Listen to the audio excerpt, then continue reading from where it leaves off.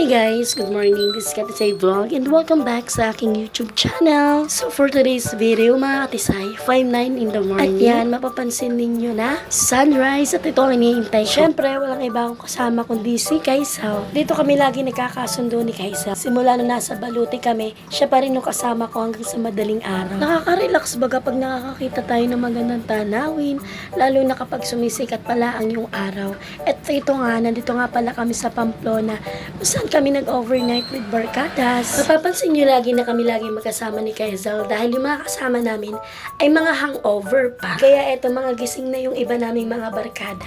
Time check, 6 a.m. in the morning. Bakit naman napiyok? Hoy, ano na tayo? Iilan pa lang yung mga barkada namin diyang gising at yung iba diyan ay mga tulog pa. Gaya nga ni Amiel, siya yung tagaluto diyan.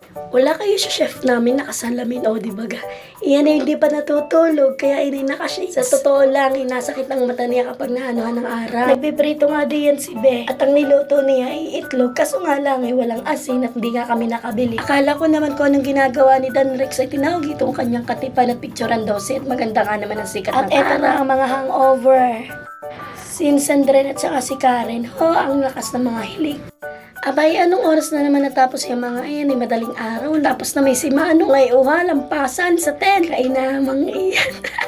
Pagpasensya niyo nga pala yung boses ko at ganito. Takin naging pagaw. Hindi naman ako nag-concert kung bakit naging kaniya. Kahawa naman yung asawa ko nakahiga sa buhang ina. Dito tayo sa palakasan ng hilig. Si Byron at saka si Naneng.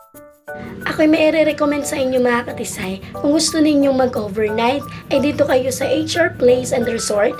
Dito lamang sa Pamplona General Lacor.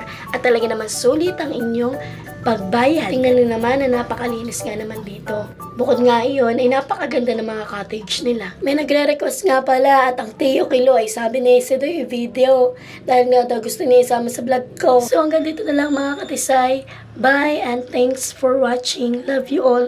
Mwah.